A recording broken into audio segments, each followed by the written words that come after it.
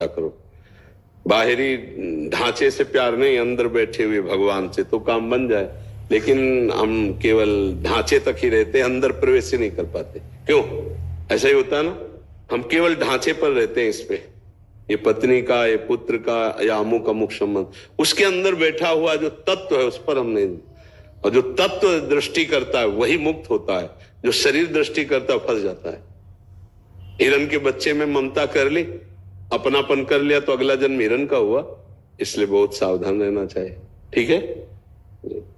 क्रांत सिंह जी अयोध्या से। शेयरवंश महाराज जी। राधा वल्लभ शेयरवंश महाराज जी, आपके चरणों में कोटि कोटि प्रणाम। महाराज जी, अपने इष्ट के साक्षात्कार की आकांक्षा और भय दोनों साथ में ही हैं। कृपया मार्गदर्शन करें।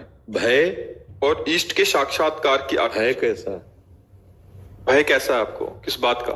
भय एक अव्यक्त सा भय है, अव्यक्त सा एक भय है महाराज जी। ईस्ट की वो जो प्रभामंडल है उसकी ना तो उस तेज को ना सह सकने की ना क्षमता लगती है, ना योग्यता लगती है महाराज जी। तुम शरीर भाव से कह रहे हो ना, शरीर भाव से तो कह रहे हो ना, फिर उसी के तुम बच्चे हो, जान पाए तुम उसी का अंश हो। जो महा तेज है उसी का अंश हो तुम। उस तेज के अंश से अगर आप बात करोगे तो वो हमारे घर की बात है। बाप को देखने में कोई परेशानी होती क्या? बाप की गोद में चढ़ने में कोई परेशानी होती क्या? बोलिए ना, नहीं होती ना। तो ईश्वर अंश जीव अविनाशी हो कि नहीं तुम? तो शरीर भाव से तुम्हारी क्षमता क्या है? स्वरूप भाव में आने के लिए पहले नाम जप करो और तुम उसका भरोसा करो। वो कोई और है? प्रहलाद जी डरे थे क्या नरसिंह भगवान से? दौड़ के जाके गोद में चढ़ गए थे क्योंकि उन्हीं के प्यार के लिए तो भगवान ऐसा रुद्र रूप धारण किए, रौद्र रूप, जिसे देखकर सब घबरा रहे थे। तो आप ऐसी कैसी बातें भूली भूली सी कर रहे हो? आप समझ पा रहे हो ना?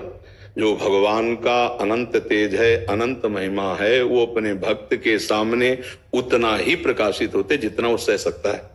कभी ऐसा नहीं होता कि भगवान ऐसा तेज प्रकाशित करे कि वो सह ना पावे।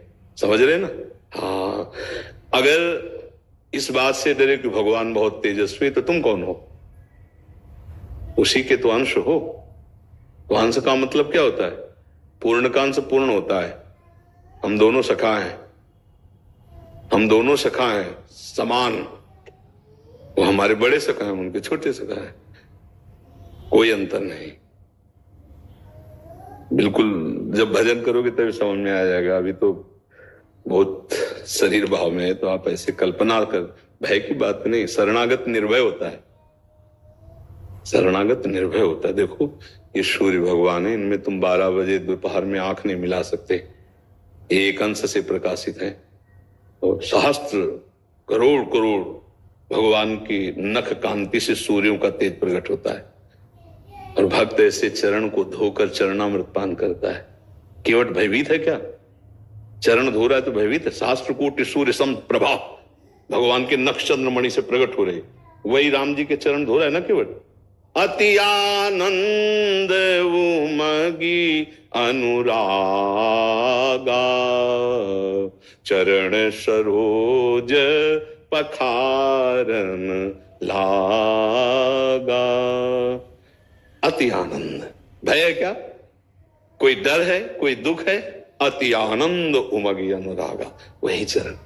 क्या वो तेज उस समय नहीं है क्या? है। भक्त की जितनी क्षमता है भगवान उतना ही। भगवान भक्ति के लिए बालक बन जाते हैं, भगवान भक्ति के लिए दोस्त बन जाते हैं, भगवान भक्ति के लिए भक्त जैसा बन जाते हैं। है? भगवान भक्त की भावना की पूर्ति के लिए माखन चोरी कर रहे हैं। देख, उसके घर जा रहे, चुरा रहे, वो पकड़ रहे और डांट रहे। इसीलिए चाह कर रहे थे कि कभी जैसा यशोदा मैया सुख लेती है वैसा मैं सुख लूं। वही भगवान है, कोई और नहीं है। तो हमको ये देखना है कि मेरे प्रभु, अभी आपके प्रभु से ममता थोड़ी हुई है, इसीलिए आप ऐसी बहकी बहकी बात कर रहे हैं। अरे जितना अनंत ब्रह्मांड है ये तो मेरे प्रभु की एक रोमकूप में, वो मेरे प्रभु है, मेरे प्रीतम है। वो सब कोई बोल सकता है क्योंकि सबके है ना। तो अब हम लोगों ने मेरापन शरीर, पत्नी, पुत्र, परिवार इसमें कर रखा है।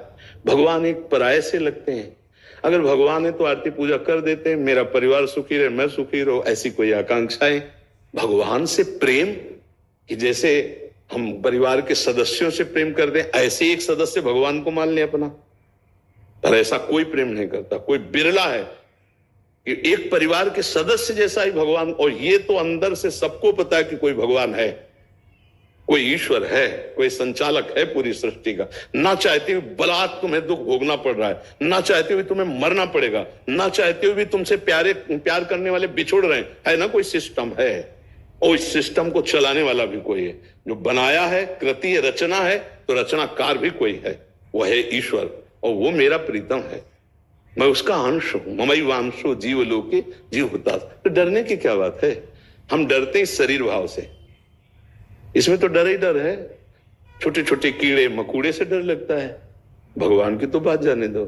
भगवान तो काल के भी महाकाल है। वो जब विराट रूप दिखा रहे हैं अर्जुन को, थर थर कांप रहे हैं अर्जुन, क्योंकि वो कह रहे थे मैं देखना चाहता हूं, आप हमें अपना वो रूप दिखाइए। तो भगवान दिखाए कि देखो मेरा महाकाल रूप, ये कांप रहे हैं। तुम आदि देवा पुरुषा पुराणा तुमस्ते विश्वस्य परम निधानम वेत्तासि वेद्यम परमम च धाम त्वया ततम विश्वमनंत रूपम। लेकिन वही भगवान यहां ब्रज की लीला में एक गोपी अपनी बहू से कहती कि 11 छवियां यहां गोबर डाला करके गौशाला से बुलाने जा रही, घूंघट उठा के देखा, नंदन नंदन अपने सखाओं के लाला थोड़ी देर खड़ा रही हो, एक छविया डाल आई हो, गोबर की टिक्की लगा दी। ज्यादा पढ़े लिखे नहीं है, 11 छविया डालनी, दूसरी यहां तीसरी, जब 11 हो गई, 1 2 3 11 जा लाला। अब कौन, ब्रह्मा जी भी पार नहीं पाते, उनको कैसे? ताई अहिर की छो हरिया छछिया भर छाछ में नाच नचावे। ये वो भगवान है जिनके रोमकूप में अनंत ब्रह्मांड वास करते। ताई अहिर की छो हरिया छछिया भर छाछ।